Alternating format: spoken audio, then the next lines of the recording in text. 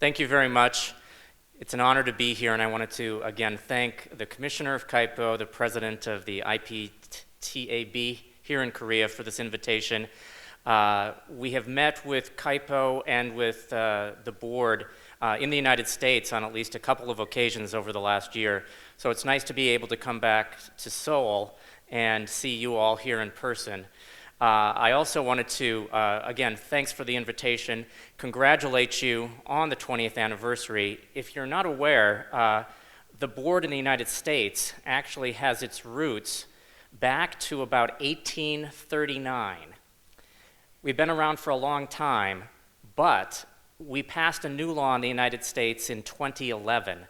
And so that's when our board was renamed the PTAB, not the IPTAB, but the PTAB. And so I'm going to talk about two of our major jurisdictions, trials as well as appeals going forward.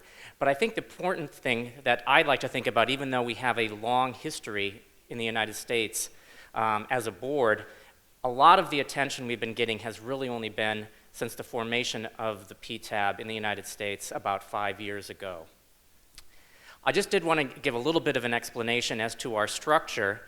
I am the chief judge. We don't call ourselves presidents. We're all judges of one sort or another. I do have a deputy who helps me out, and then I have a series of 4 operational vice chief judges, one judge who is a vice chief judge, Janet Gongola, for engagement. She handles all of our stakeholder outreach, both internally and externally to customers. And then we have a board executive in the blue who's not a judge, but handles all of our operations, so all of our hearings, all of our decisions, etc. Within each of the 4 operational vice chief judges, each one has 5 sections, or what we've been hearing by Carl Josephson was a board, and they're based on technology. And each one has approximately 15 judges within each one of those 20 boards. This actually gives you a sense of the board growth over time. And again, what I would point you to is the middle of that graph. In 2011, we had about 100 judges. And that's prior to that, again, that was when the law changed, and that's when in the United States, true post-grant proceedings were put in place. And that's when we had to hire a lot of new administrative patent judges. And that's why you saw an explosive exponential growth over the next 3 or 4 years of hiring. But in the last 2 or 3 years, since I have been the chief judge, we actually have stabilized. And that's an important piece because, as was mentioned earlier today, there were 2 Supreme Court cases that came out. One of them was called Oil States, and that was deciding the constitutionality of these new procedures that were passed in 2011. The US Supreme Court found those procedures constitutional. If they had found the other way, we might be seeing a situation where a number of the judges would no longer be working with us at the board because we didn't have that much work to do. The second Supreme Court case that came out was one called SAS, S-A-S, and that one actually reversed a policy that we had at the board where we would only move forward on various claims and various grounds, a subset, if you will, of what was being originally challenged. And what has happened now is the Supreme Court has told us, as of about 12 hours ago, that we need to look at everything that the petitioner presents to us. That means that the growth of the board might now change, and instead of stabilizing, we actually might need to hire additional judges in order to handle that additional workload. But we'll see what the Supreme Court actually said, and we'll sort through that shortly. I did want to give you a quick update here. If you're not familiar with where we're located, we're not all located in the Washington, D.C. area. That's Alexandria, Virginia. The USPTO about 4 years ago opened 4 regional offices in Detroit, Denver, Silicon Valley, and Dallas. And the numbers there represent the number of administrative patent judges that are actually physically located in those offices.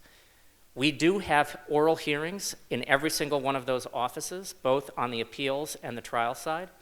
And we actually do a lot of video conferencing as well. So there's frequently, when the attorneys are arguing their cases before us, you will always have at least one judge present physically in the room, but there's a possibility, a very good possibility, that at least one, if not 2 judges, will be remote and be participating in the conference via video conference. Now, as I mentioned before, there's two different types of our jurisdiction, one prior to 2011 and one after 2011 when the new law was passed.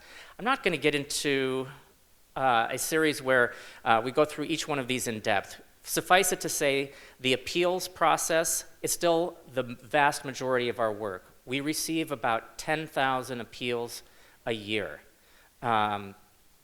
We have a small number of re-examination proceedings, and if you recall, America was part of the first to invent system, the only ones, so there's some residual interference that are still remaining based on that old system of first to invent. But the new systems that we put in place for post-grant review, inter-parties review, covered business method review, that's for financial patents, derivations, that's essentially when there's an inventorship fight as to who derived an invention first, and post-grant reviews, which are very similar to European oppositions, where you have a 9-month window after issuance to challenge a patent. I'm going to go talk quickly about our appeals. The big success story that we have at the USPTAB is that we have reduced our inventory of pending appeals down to less than 12,000 right now. What that means that instead of having a pendency rate of approximately 4 or 5 years, we now have a pendency rate at the USPTO for appeals of approximately 1 year to 14 months. That's a very quick turnaround for us, and that's something that's really, I think, a success story for us. And again, that's 2/3 of our work is still final appeals to us from examiner rejections. I should have a little slide in here that talks about the Aia Trial Statistics. This is now switching to the trials. This is the new post-grant proceedings. Again, what's happened over the last 5 years. I'm not going to go through this in any depth, but I wanted to say and just show you that over the last year, we have actually had quite a bit of volatility as to which cases were, how many petitions are being cited and filed before us. The vast majority are these inter-parties review, IPRs, you may have heard of them. We are seeing approximately 1,500 to 1,600 filed per year. Very small numbers of CBMs, which are the financial patents, and small numbers of PGRs, which are essentially like European oppositions.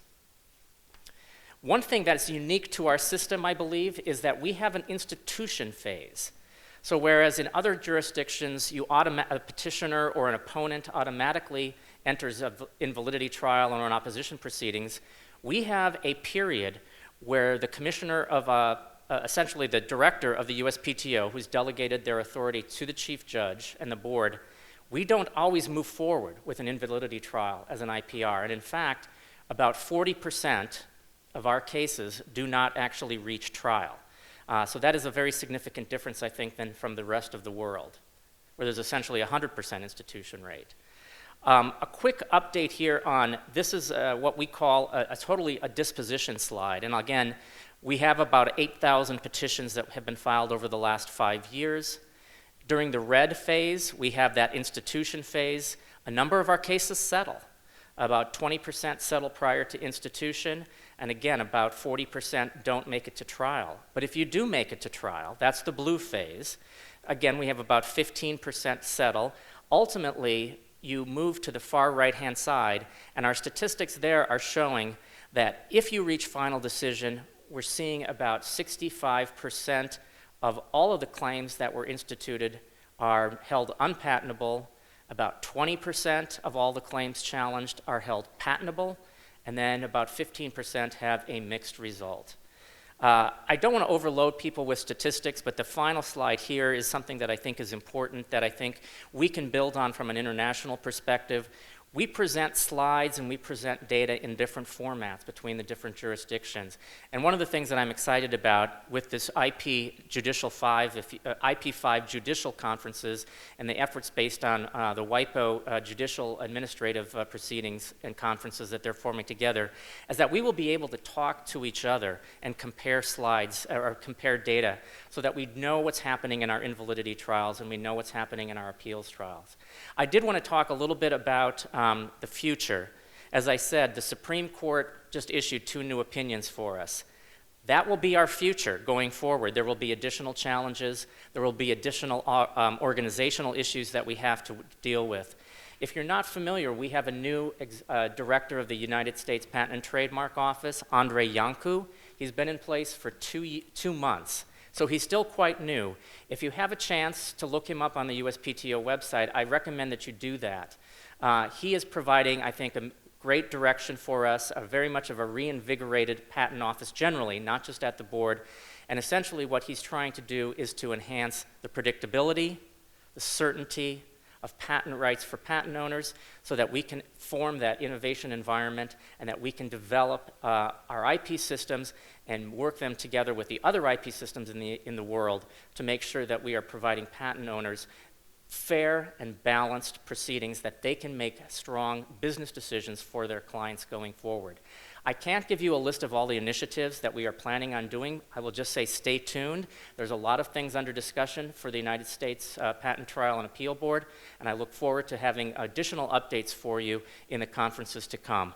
Again, thank you for the invitation, and congratulations on the 20th anniversary.